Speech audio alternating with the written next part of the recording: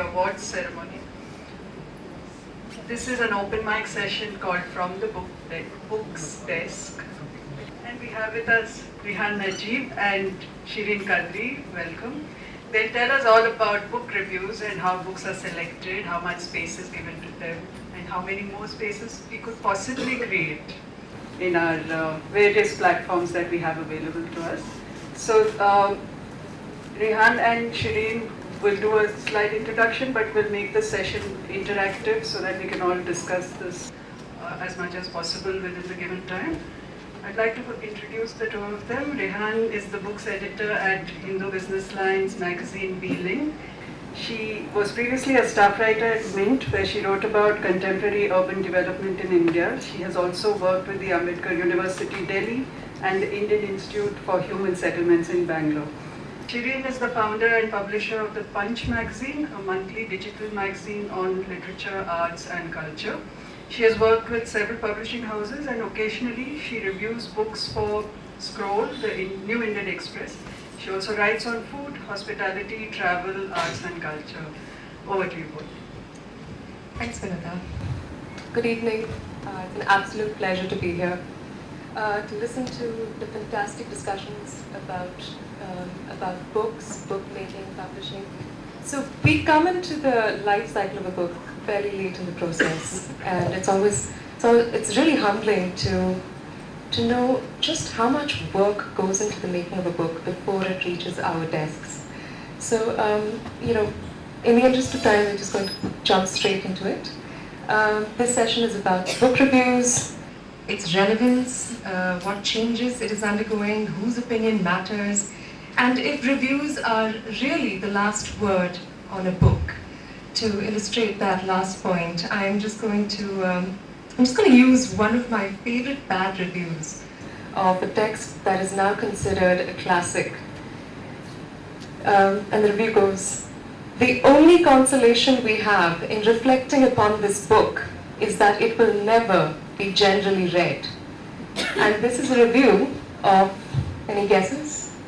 This is a review of Wuthering Heights by Emily Bronte, all the way back in 1871. So, bad review is really not the last word on anything. So, reviews are that strange beast hovering between personal opinion and seemingly objective absolutism.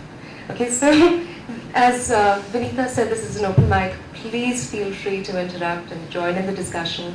Shireen and I have a couple of points, and we're just going to start off the discussion, but please do add. So to begin with, Shireen, you founded the Punch magazine for a very particular reason.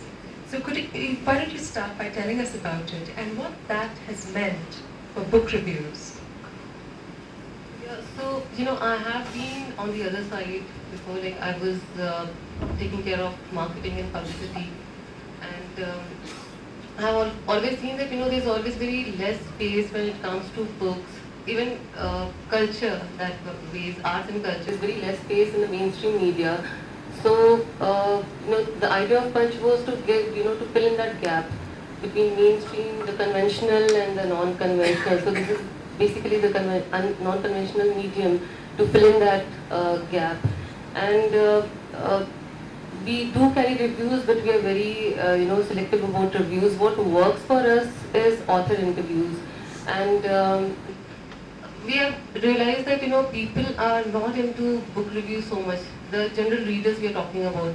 So maybe the publishing fraternity or the authors, they look forward to book reviews, but the readers are they're not so much into, they're not driven by what's written in a book review. So their choices are not driven by the book reviews. It's very rare, those who are very much into reading and stuff. Otherwise, interviews works for us because then they have a choice of reading it's a question answer format, and they can just choose. They can read as much as they want to, and they can skip the rest. And these are long forms. So yeah, that's. But then my question to you would be that for us we have a couple of books that come to us, but for mainstream they are bombarded with titles and from a lot of publishers. It's like about 30 to 35 books in a week. So what's your process of vetting these books, and how do you go about it? So I have a divergent opinion to Shireen's. I do think so. I really think that book reviews are relevant. They have an audience. They deserve to be there. They have a place in publishing and literature. And yes, we are bombarded by books, and mine is a weekly magazine. And unfortunately, the space for books has reduced, even in the space of my short stint at this magazine. So then the process of vetting is it has to be sharper, smarter, finer. So I can, well, the points by which I usually try to choose a book for review is number one, the strength of the writing.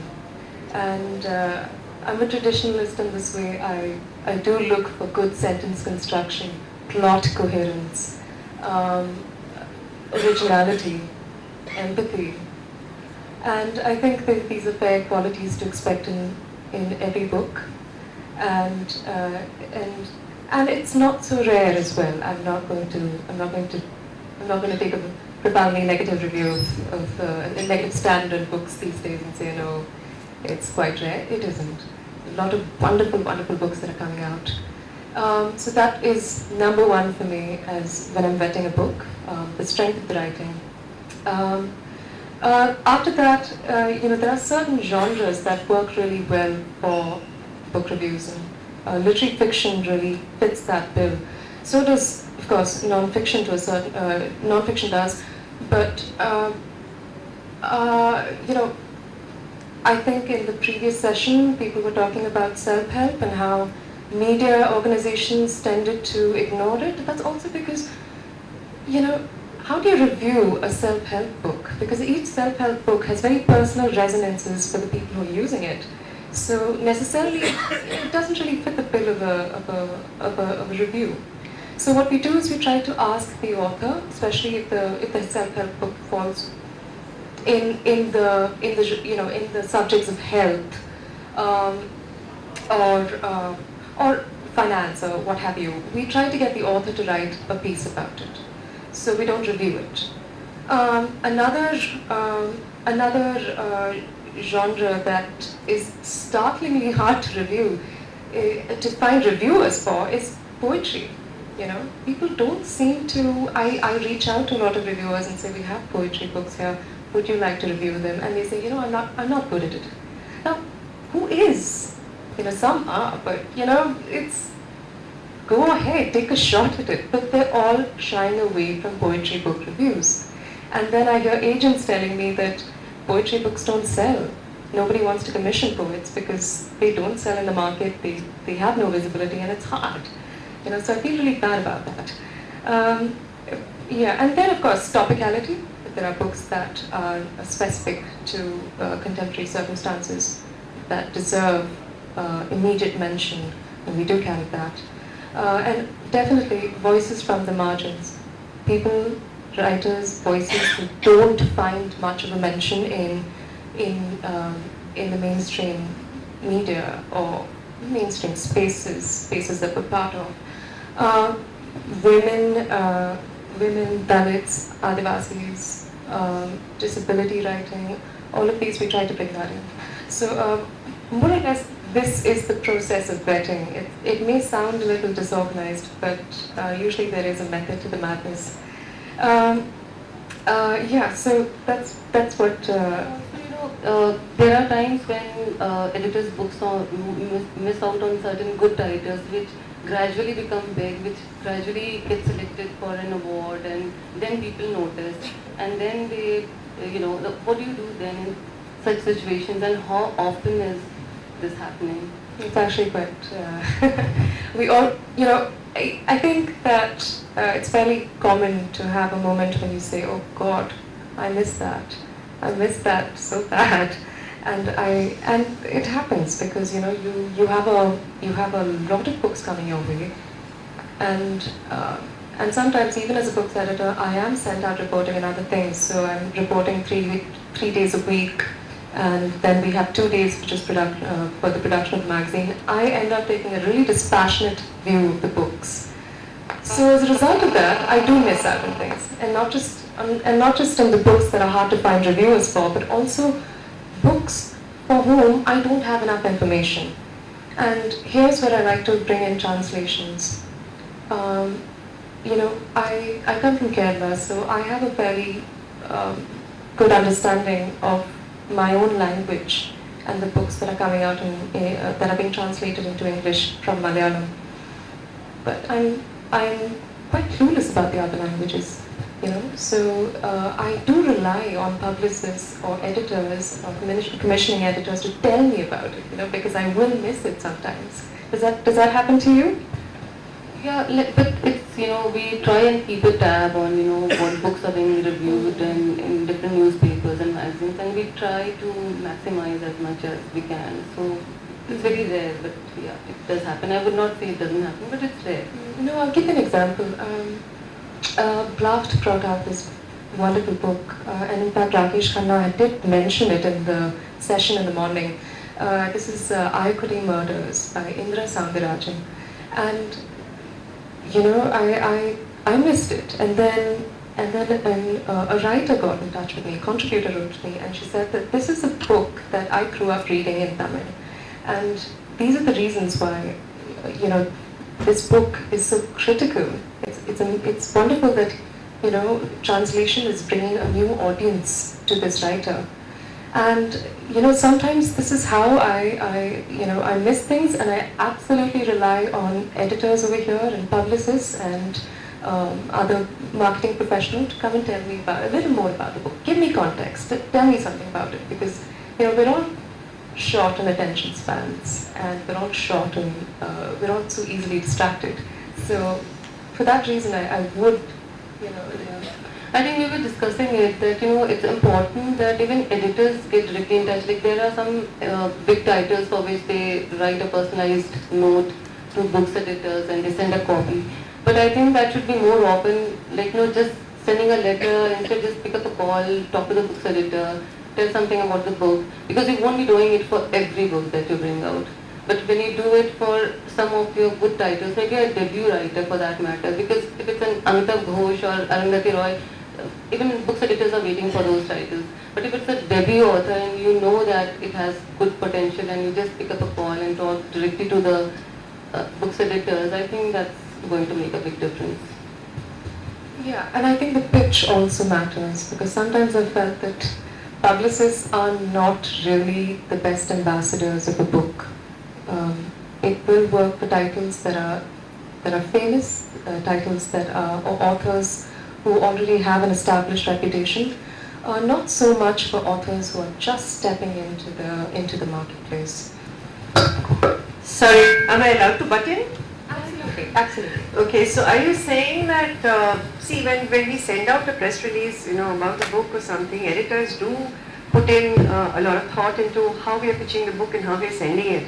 So it doesn't occur to us immediately that we should actually call you and tell you that you are accessible to us. So are you saying that the mail we send you or the press release we send you is not even read? Yeah. They are, but what I mean to say, it's a regular thing, right? It's there in the system. You're doing it for every book that's there. So what you are saying is that you go one step forward for some books. Maybe some good books that are good, that the editor is not aware of. Most of these could be debut authors. Most of these could be translations. But I come from the world of children's literature where, where there are no really, that sort of, not necessarily well-known names, and possibly not well-known to all book review editors. With children's books, anyway, the space is hardly there in the mainstream media. Even otherwise. So it's only the digital and social platform where you can promote children's books. Otherwise, there's hardly these mums groups that you have on social media and various other ways. Well, we're always trying to give children's literature a slightly higher platform than is accorded.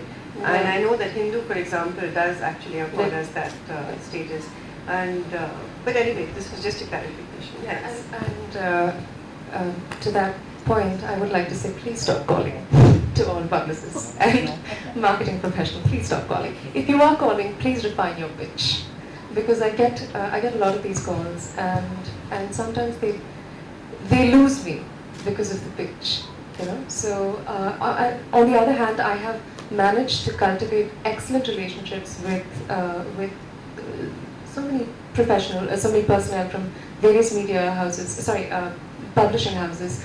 And really, it's those relationships that help me understand the book better, and that help me see what you're bringing to the table, you know. So, and you're absolutely right. The space for children's literature and its reviews are painfully small in the book spaces. We'll try to correct that. And would you have other sort of... You know, if you have questions, just keep asking them in between, because that's how it's going to be. Like, you know, it's going to be very interactive. So we wanted to be... Hi Rihan, I have a question for you. So I run my own PR agency, and we represent several authors. So we also make pitches to the media, we draft the release and send it out.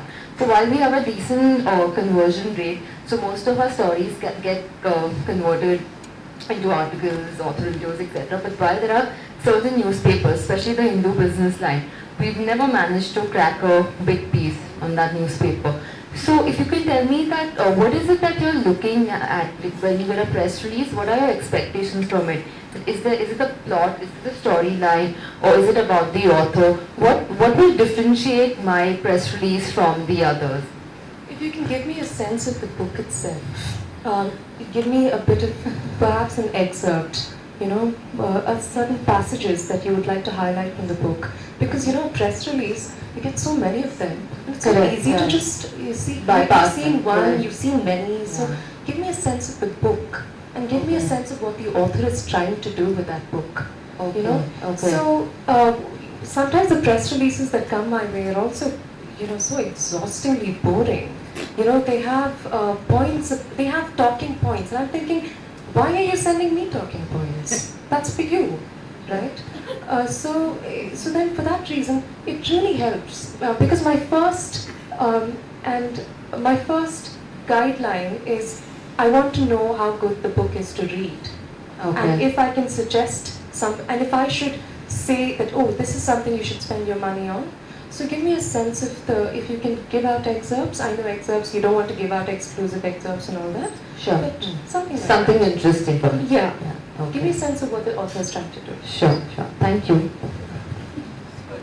Hindu and then hey. Hi. Okay, this is slightly provocative, because you just mentioned that reviews are intended to help people decide whether they want to read a book and buy the book. Not entirely. That is definitely not the end all and be all of the review. I wouldn't agree with that. I mean, that is one of the things. Yeah. Or maybe get an idea of what the book is about. What are the other purposes of the reviews? So a review, the point of it, that also goes back to the function of a critic in literature, or the function of a critic in society.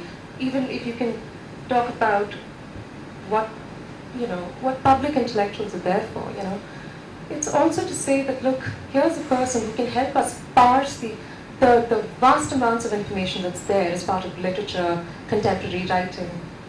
Help us forge connections. Tell us why this is important. How does this make us understand the world around us a little more? Tell us what we're missing. What voices are we not seeing? What faces are we not seeing? What voices are we not hearing? So that's the point of a book review, because books are being produced every day in vast quantities, and the point is also to not entice a reader to then spend disposable income on a book. The point is also to see what is added to your world of information. So I would say that is the point of a book review. Also, it's a primary source, so, you know, that's how people get to know about a particular book. If you are looking to read a particular book, like, you know, if Arundhati Roy's book is, you know, you're looking forward to reading it, and then you read a review or a couple of reviews, and then most of them are, I mean, there's a deciding factor, and with Amazon, I feel that book is a product, and the review that comes from genuine readers. So these are not say these popular authors or book reviewers. These are general people who have read a book, liked or disliked, and have written about it. So I think the most genuine reviews, they come from Amazon itself, and they're not these lengthy ones. These are small snippets, but Actually, that was my question, because I'm glad actually. so this is more like a product that that's how, like, you go to Amazon and you want to buy a product which is not a book, and then you also want to read some reviews and see whether the product is good or not, because you're buying online. That's a different So thing. my question actually was this, that what differentiates the reviews that you do from the reviews that people can go to Goodreads for, to Amazon for? And you actually answered my question by saying... So, there's a leadership to the mainstream media. I have, Hindu would have its own readership, HT would have its own readership, and the non-conventional mediums have their own readership. So they also get to know, and when they read the newspaper and they read the reviews regularly, so they get to know. Otherwise, people also, these are various mediums, but they're telling you the same thing. So your reviews actually need to be differentiated, because you are positioning the book in an overall right. So framework. it has to be much more professional than someone who's just So I have rejected reviews because I would say that this falls squarely in the realm of public opinion, and I don't think that that's what a book review is. So so I hope that answers your question. I'm just trying to understand the process here. I'm sorry, but I haven't got my head around the exact. On the one hand, Rihan, just to explain to me, you said that don't just keep sending information, whether it be a publicist. We're a small independent publishing house. We send out what we call information sheets about a book, and in fact we sometimes send the book along with it. We've learned now there's no point, because we now send out an information sheet. And you mentioned, don't send me something like this, send me, pitch it to me. We're not all publicists pitching our book. Somewhere there is a vocabulary of rating that's happening here. It's not a rating we're looking for. A review cannot be a ranking or a rating system, to my mind, right? I mean, 4 stars, Zomato mein jao, restaurant ka 4. Reader reviews often rate, even on Amazon. That's one point.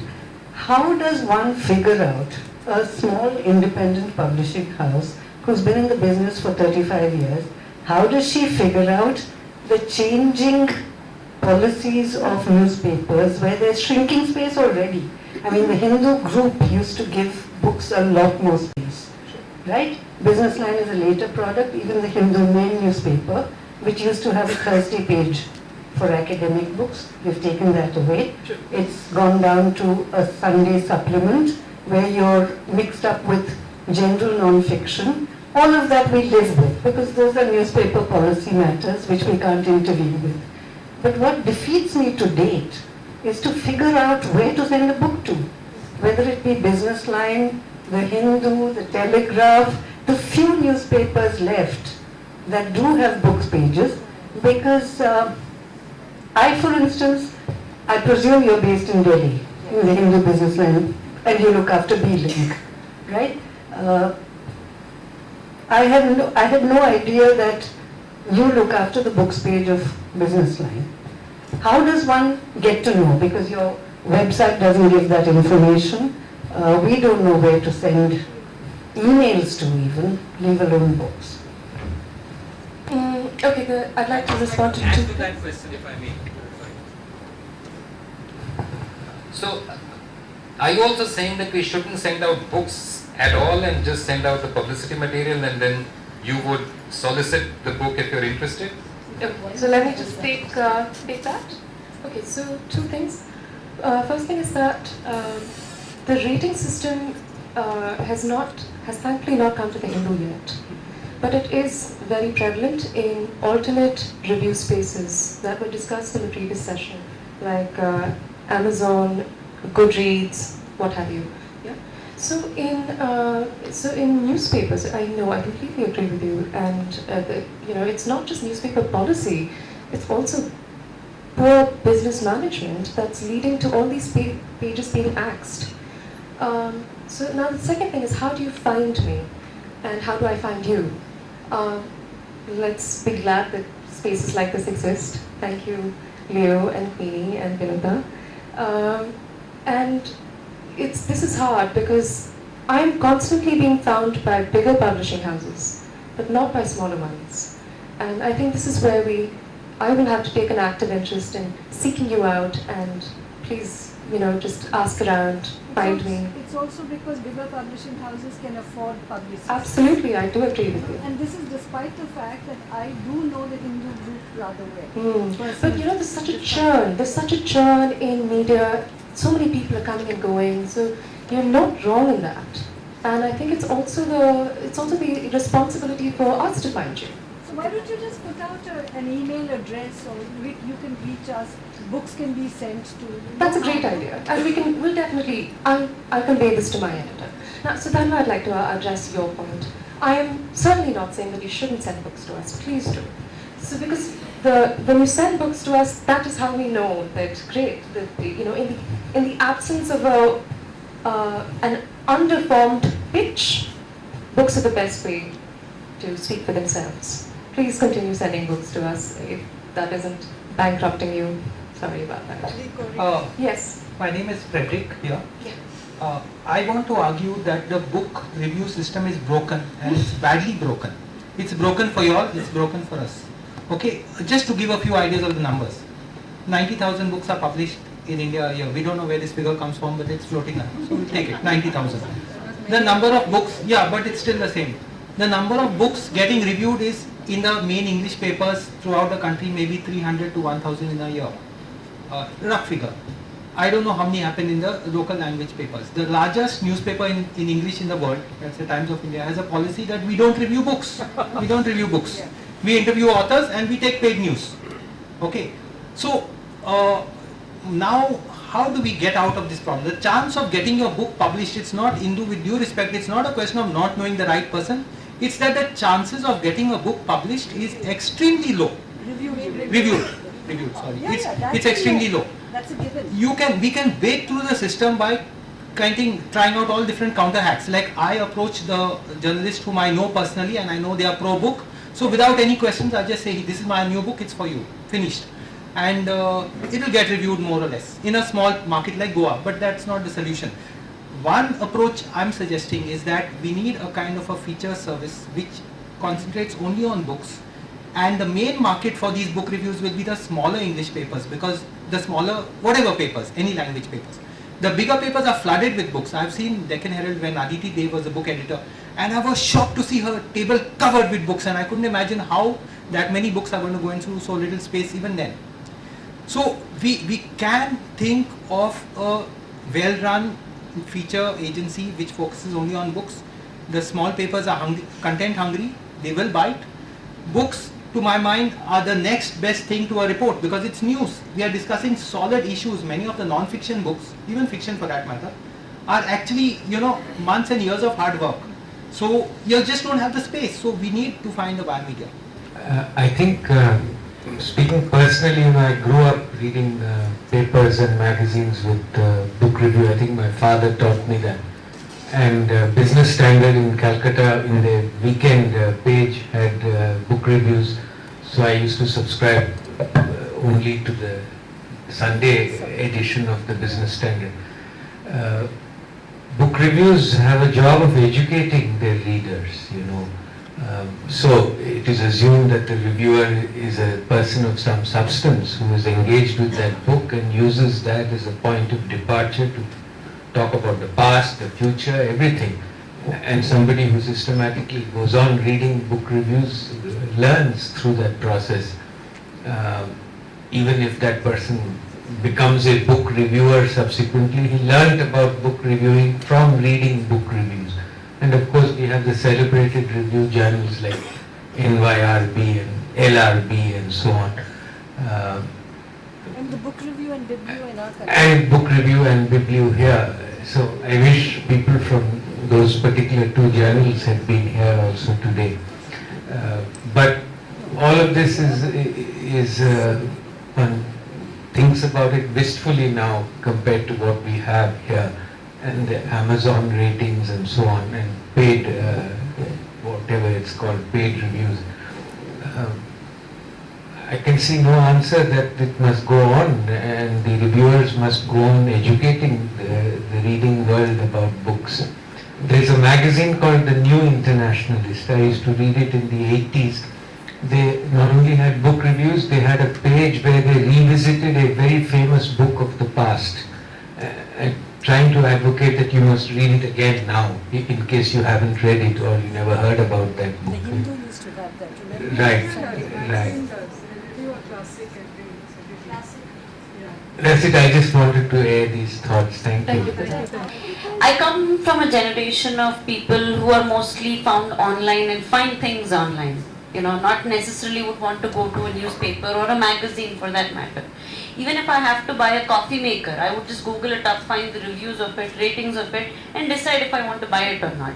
So in a generation like this, and people like me who are avid readers and would want to read and want to find new content to read, I am so much into booktubing, you know. That is a very huge community which I think Indians are not so much into. There are many international publishers who would send out their books to booktubers to seriously review them and, you know, sell it by word of mouth.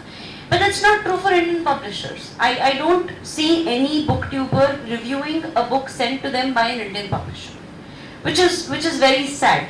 But in an era like this, how do you see yourself surviving in terms of writing out book reviews, either in a magazine or a newspaper for that matter?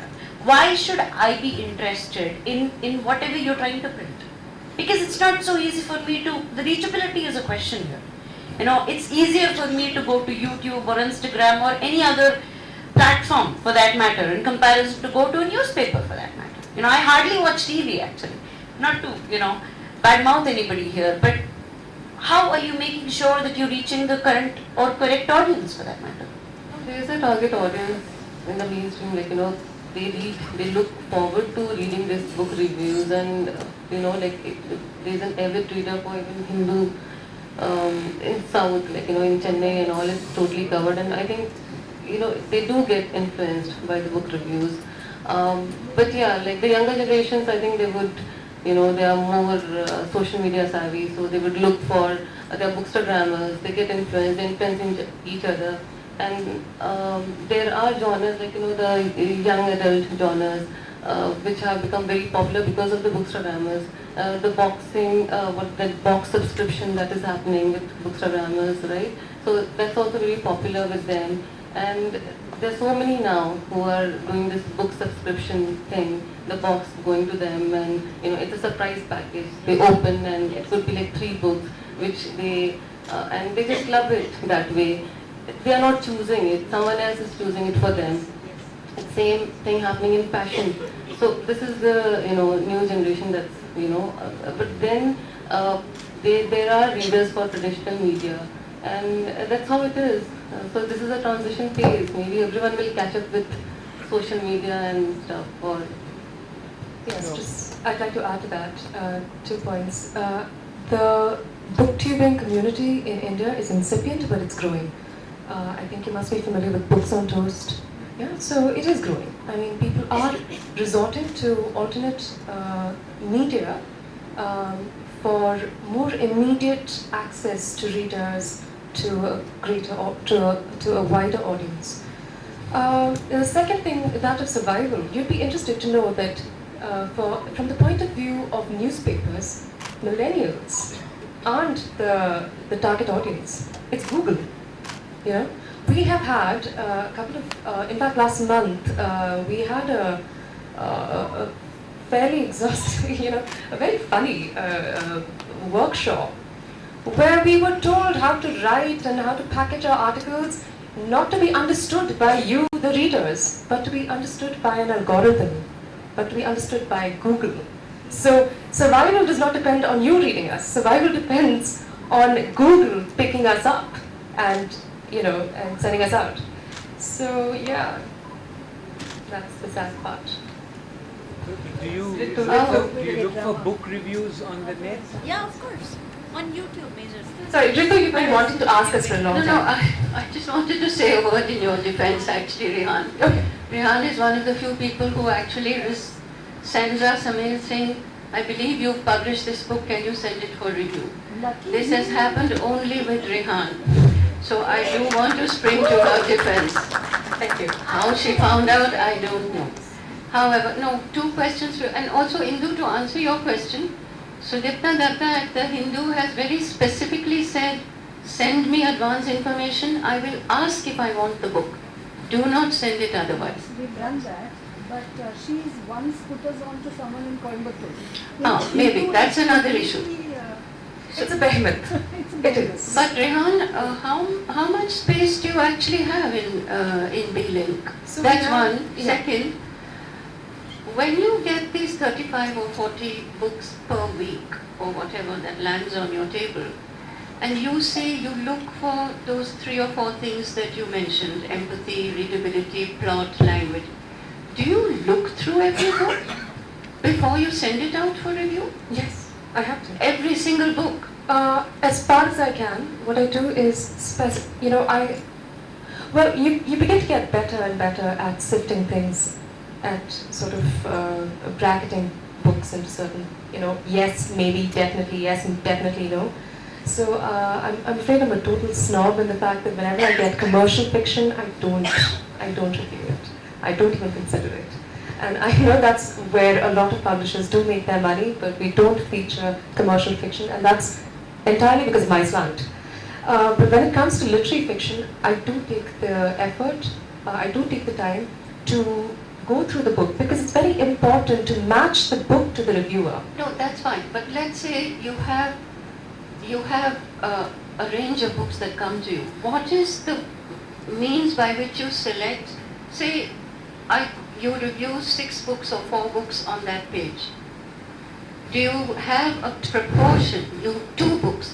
We have 3 pages. We have 3 pages. Usually one is a column, and the second is in Daily Plain interview.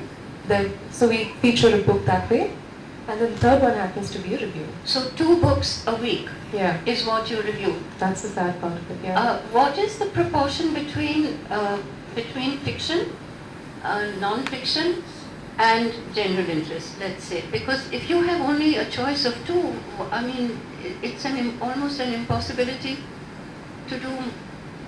But I feel like I'm also a bad sort of representative of the media that covers books, because if there were magazines such as Biblio, I feel like they would be able to give you a brighter view of the fact that there's more space for you.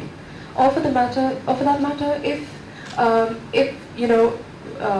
online only publications could have more space, So for instance, Scroll, they publish online every day, so they have more space, because we're also hampered by what we are.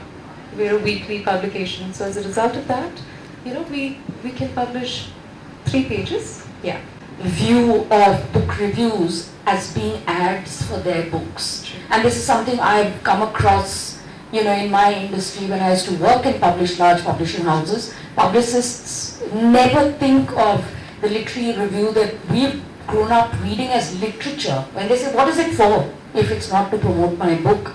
It just irritates me, because it is a genre of literature, and as you said, it's there for, to comment on one aspect of culture. That is the first and most prominent role of the book review. Absolutely. Right, and at the other end is the Amazon reader's review. And, if a publicist finds that more useful, then so be it. But I think it's impossible, I think it is downright criminal to try and make the Amazon reader's opinion about a book that they have read and rated more like a classic book review, or a classic book review more like a reader's report, if you know what I mean. I mean, I think that's downright criminal. Both of them have their places. The other have their solid sort of place in the thing. So I think it's wrong of us to demand that they should become more like each other. And I think that happens at times. Publicists, I know, put that pressure saying, you know, why don't you just pitch the book? Why don't you just talk about the book? Why don't you just describe the book? No, it's not your job to tell the critic how they want to write about the book. Of course, I'm not commenting on the fact that critics can be rubbish. That's different. I'm just, right? The second thing I was thinking is that I think we're also not, you know, this focus on reviewing, that after a while, I mean, what works for us, and we've always in 15 years, you know, touch wood, had tremendous amount of attention, always in terms of publicity, even though we're a small independent publishing house, but that's also because long time ago we made it a point not to just go after the reviews, but to try and get our books featured wherever we could. So when you said that we get self-help books featured via the authors writing about it, I mean, I think the publishing industry really, you know, needs to see that as being valuable as well. There are many different registers at which books get featured. It does not have to be just the book review. Quite right. And I'm sure many people in this room are already aware of what I'm saying, but some might not be, so just flagging that. And the third and last thing is that, frankly speaking, to not be aware about bookstagramming and booktubing and not making use of that, as much as you're trying to run after book review editors when you know that the space is shrinking, it makes no sense to me, and I think we just have to catch up and You know what I have we do it. We are bookstagramming. Vivek Tejuja gets our books, Dipanjana Pal, and they're brilliant people. They're avid readers, and one is doing booktubing, the other is doing bookstagramming. Why would we not, as an industry, no matter how small or big, use that? Really? I think, you know, a lot of book editors do get influenced by what's happening on social media. And there are ways authors can help themselves without being dependent on publishers or the publicist. And that's only social media and blogging and YouTubing and you know, Instagram, Twitter, whatever they can use. And most of the authors are, you know, friends with media on, you know, on maybe Facebook or Twitter or Instagram, and they do follow them, and they do get influenced. They do see that, you know, if there's a post about a book, they do get influenced by what's happening on social media. Yeah. So someone who's not on social media at all is not able to influence, you know, that. That's not clever at all. That's not clever at all. That's what I'm trying to help. That the only way they can, some authors can help themselves is being on social media, being active on social media, and you know, talking about it. There's a difference between a review and promotion. Right.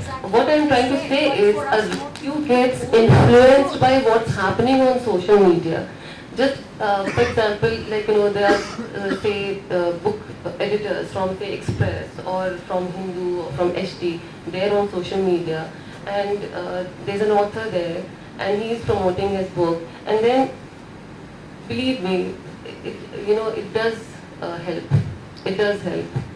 Because it registers on their mind, and when the book comes to them, rather than, you know, they have not heard about the book at all, and then there's a package that comes from a certain publisher, and then they have to go through a newsletter. So, you know, it's all interconnected.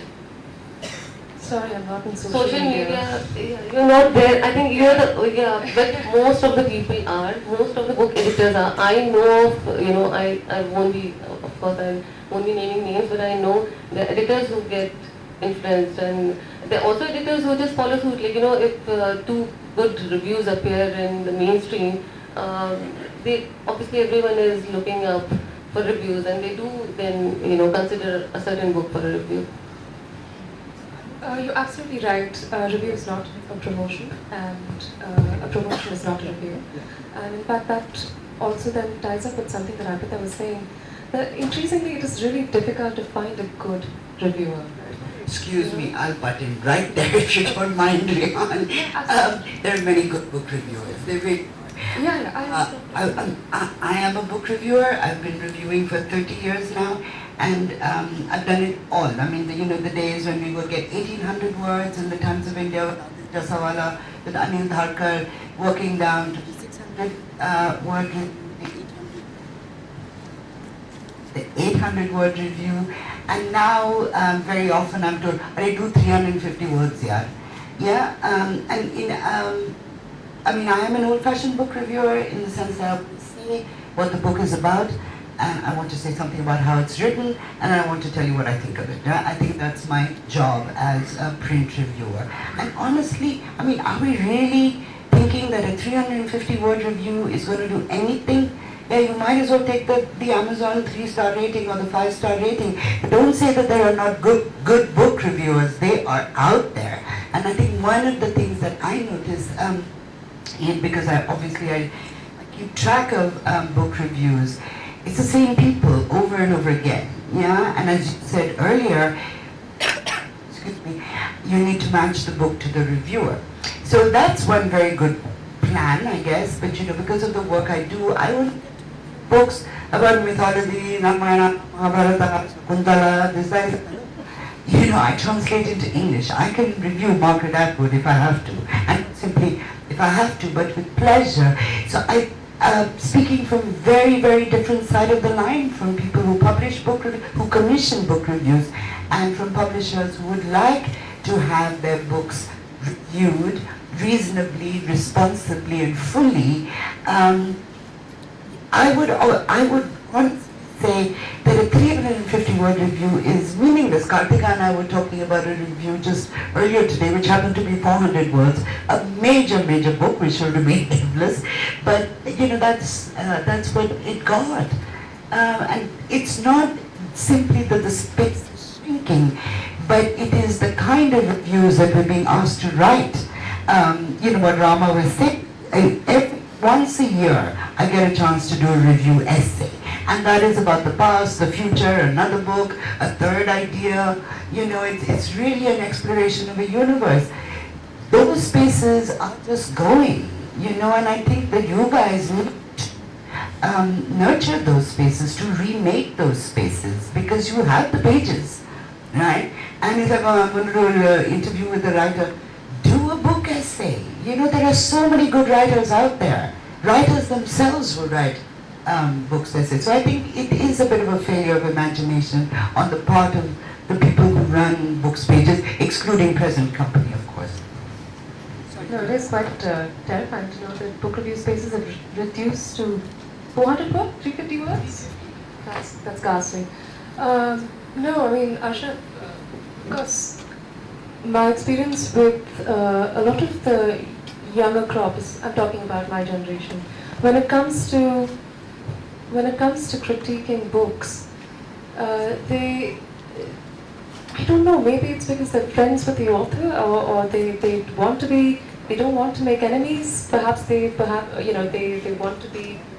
I feel like they don't want to make enemies because the level of critique is not very strong, and we ensure that it doesn't.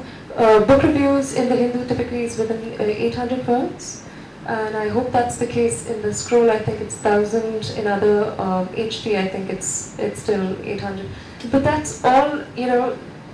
That is all. We're all within legacy print media. We're all scrambling for space. But certainly, I'll definitely take a point. We commission book essays, commission longer pieces. These are hard. These are also. We also have to push back with our own editors who say, okay, why do you want a 1,600 word article on this? And then you have to push. You have to say because this book merits it. Because for the editor of my I feel bad saying this, but for the editor of many of these feature spaces, the point is to get more variety in. And then how do you bring more variety in? You bring it by, you chop the space that you have and you add more elements, So space is always an issue. And how I then try to make more elbow room is I tell the editor that, okay, how about this? We'll carry an 800-word piece in print and carry a longer version of the essay online, because online you don't have that kind of issue, So do you have to do things like that? No, for an e-magazine we don't have any space constraint, but money is a constraint because if we are doing a 2,000 word piece, then obviously the money is also more, and then we don't have that kind of budget to pay. So We pay we have space, we don't have money. Yeah, we pay our writers quite poorly, Yeah. Rihan, I have so many things I want to respond to that I'm going to try and organize this a little bit. One, each time you said that I want the pitch in a certain way, and I want publishers to talk to me in a certain way about a book and pitch a book to me, something inside me said, but that's not fair. Isn't it your job as a book review person, as a person who's handling that page, to know and to find out and to reach out and say, tell me what's exciting? Why should it depend on the publisher's ability to pitch a book to you? That immediately puts a hierarchy into that relationship that says, solicit me and I will do thee a favor. And I know you are not representative. I know that we've done a lot of work together and really well, and you've been very responsive, so this is not personal. But that is the way it is talked about all the time. And not every publisher will have a big marketing team with publicists in it, whose job is to chase book review or features editors down. So it seems to me that it's already tilted, in one direction. Second, what Arpita was saying about, there's Vivek Tetuja and there's books on toast, and why aren't we using people like that? Yes, of course we should, and we are using people like that, but I honestly don't see them doing great things with, say, the kind of books that Ritu or Mandira or even the serious non-fiction that we might publish. They're not the people who can spread the word on those books. They're not the types who would relate to that, right? They can do a certain kind of book and they do that really well. But that again pushes the market in a certain way which says these are the people who are being heard, these are the kinds of books they talk about, so those kinds of books get visibility. And all the other books become not talked about, not responded to. The sum total of this is really, I'm saying, isn't there responsibility somewhere that you are part of the media house, that you represent and you write for the media, but are you not part of us as well? Are you not part of the book culture? Is it not your responsibility to say, books matter, let's do this together, you become part of us as much as you're part of the media house? As much as it's your job to please your editor, can you not do those extra things which say, let's do lots of space for this online, let's not do this in print maybe where it costs differently, but yes, you might need to pay a little bit more, or maybe people will just do this, they won't ask you for lots of money, but maybe we can do really long, brilliant pieces online, use the social media space to spread the word, just get books what they deserve. And it's only people like you who can do that. We can't do that from where we are sitting. We are dependent on you. And I don't know how well you realize that dependence. We see it every day. I don't think you do as much that frustration that we experience, having to find ways to please the book reviewers, the features people, the people like at Times of India who will say, oh, we don't review books. If we talk about books, it will be in sneaky ways where really good editors will find ways to talk about books, And that just seems impossible, that like one half is straining against the other and there's absolutely no give from the other side. So that's my long lament. Thank you. No, thank you for that. Yeah, and I completely hear you. Perhaps I should have rephrased that. And it wasn't not to sound defensive in any way. It's just that I think the reason I said that perhaps you pitch it better is also to not abdicate responsibility, but it's an acknowledgement of limitations of time, attention span, distractions. Even though my beat is books, I'm constantly being sent out to report on the environment, on Ghazipur, what have you. So because we are juggling, and so are you all. You're all juggling. We're all juggling multiple things. I think that there's a greater chance that I will miss things, and I acknowledge that and I apologize for that. But but yes, this is definitely a partnership. This is definitely a collaboration. And yeah, so I guess what I meant to say is that there is a certain way in which I will sort of understand things better and quicker and help me make better decisions. That is, for me, what works is when I see the book, when I read the book itself, like parts of it, excerpts, when I get a chance to speak to the author as well. So these things help a lot when it comes to making decisions about the books that eventually do get featured. But certainly, editors like me should make the effort to read more, to reach out more, and to find independent publishers. So I just wanted to actually add to the lament that Kartika started. That there is a sort of burgeoning sense of dissatisfaction around, we seem to be talking in a circular fashion, but there are lots of assumptions about readerships and what sort of readerships we are talking about when we are saying that we are looking for diversity, for example. When Arshia says that she really will write a great book essay, there has always been an audience for long form. And that audience is actually hungry for really good essays.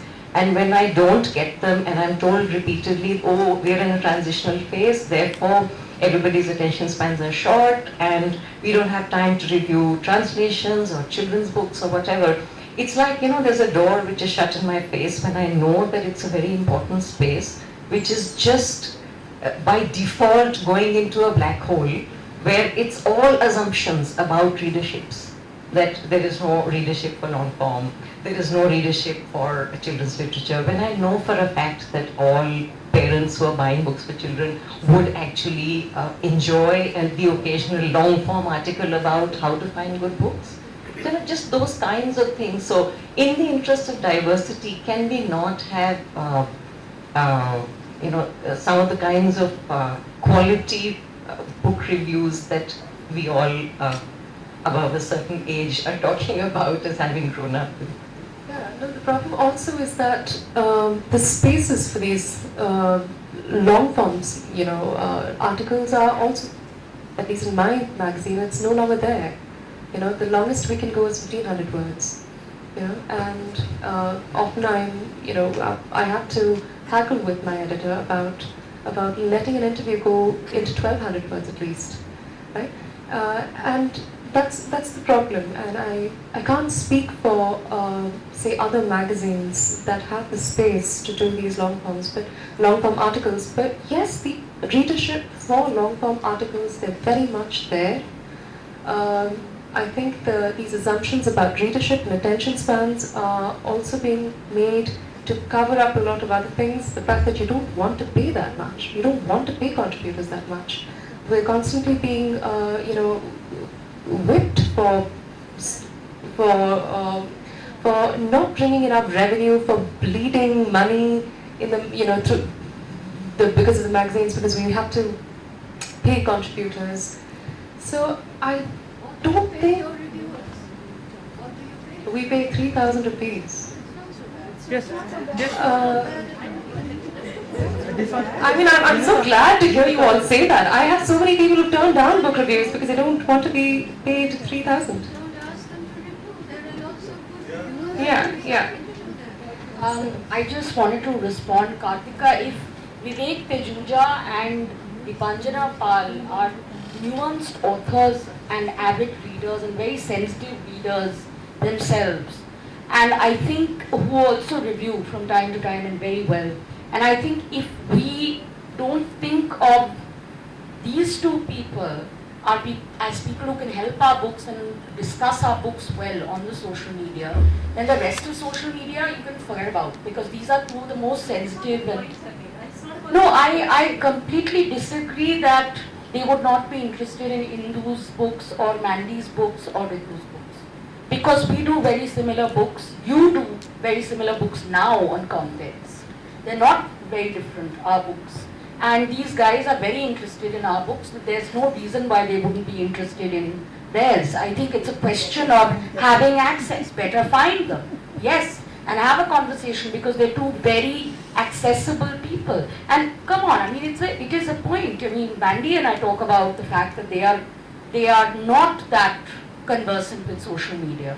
It is something that we need to do something about. You know, I don't think we can have this attitude of not trying out everything and not having.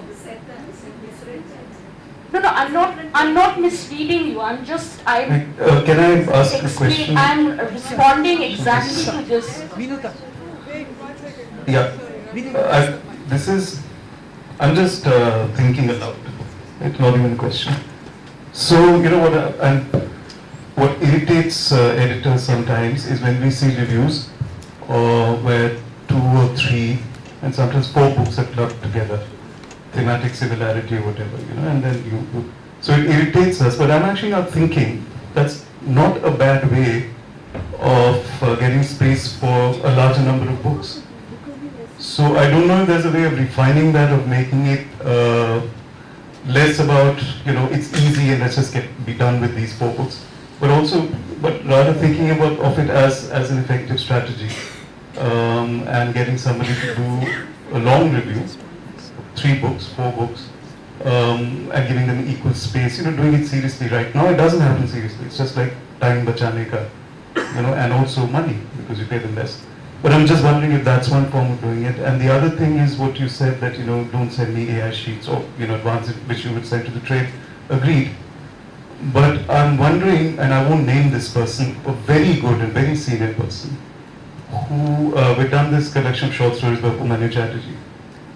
Hadn't been noticed to review for a long time by this publication.